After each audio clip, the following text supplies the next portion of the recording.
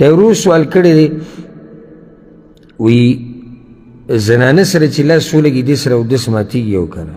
دا مسله موږ نورو درسونو کې تفصیلا ذکر کړې ده، خصوصا کومو درسونو کې چې موږ احکام بیانو او مسائل د طهارت او د مانځه. دلته خلاصه د دې مسلې دا ده چې دې کې د علماو اختلاف دی. یو قول د امام شافعي رحمه الله دی، هغه وایي د زنانه سره چې لاس ولګوي اودس ماتېږي، که په هر حالي، که په شهوت سره او که بغیر شهوت. وی الله وایي چې او لامستم النساء، کله چې الله د اودس چاردام او د غسل مسله بیانوي قرآن کې، نو منځ کې او لامستم النساء، او وی لمس لاس لګولو ته وایي، نو معنی دا چې زنانه سره دې لاس ولګوي اودس دې مات شو. دا د امام شافعي رحمه الله قول دی. دویم قول د امام ابو حنیفه رحمه الله دی، هغه وایي زنانه سره لاس لګولو سره اودس نه ماتېږي، که دا په شهوت سره او که دا بغیر شهوت سره. امام ابو حنیفه رحمه الله په دې خپله خبره باندې دلایل پیش کوي. یو دلیل دا دی، وی اصل دا دی چې اودس د سړي روغ دی، هله به ماتېږي چې څو پورې د شریعت نه دلیل نه راغلی، او په دې خبره باندې واضحه صحیح دلیل نشتی چې زنانه سره لاس ماتولو سره لاس لګولو سره اودس ماتېږي. دویمه دا ده، امام بخاري یو روایت راوړی دی، عایشه رضی الله عنها وی كنت انام بین یدی رسول الله صلی الله علیه وسلم ورجلای فی قبلته.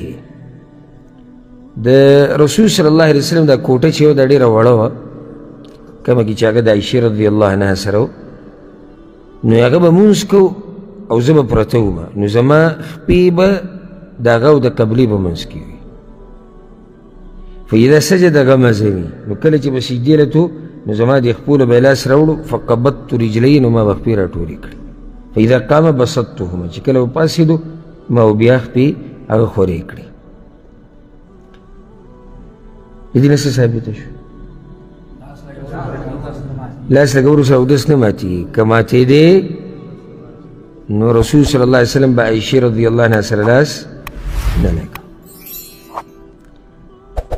بعضو مولیانو دا خبره کړې، کوم چې امام شافعي مذهب وری دي، وایي کیدی شي چې د دې د لاس نه مات شوی ځکه چې له پاسه حایل و حایل مطلب یعنې کپړه وه، داسې کمزوري تاویلات دي د خپل مذهب دپاره. بس خلک زموږ په باره کې وایي دا امام شافعي په مذهب باندې دي. ګوره موږ ټول امامان منو، خو دلیل ته ګورو. چا سره چې دلیل مضبوطي، بس د هغه خبره باندې زموږ یقیني او پاکه باندې عمل کوو. داسې کې دلیل چا سره مضبوط دی؟ امام ابو حنیفه رحمه الله سره. او لامستم النساء، دوی د قرآن نه دلیل ورکوي.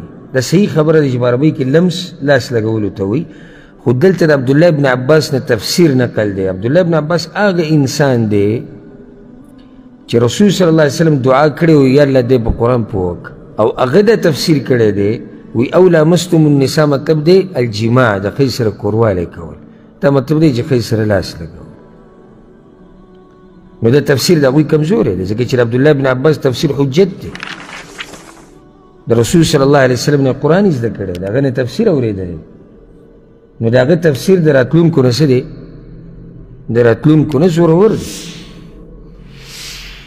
نو دا خبره کمزوري ده چې زنانه سره لاس لګولو سره اودس ماتېږي. زنانه سره لاس لګولو سره اودس نه ماتېږي، که په شهوتي او که بغیر شهوتي، الا چې د انسان نه څه لاړ شي، نو هغه بیا د اودس مات شو. دې د لاسه نه چې د لاس لګولی دی، څه د لاسه؟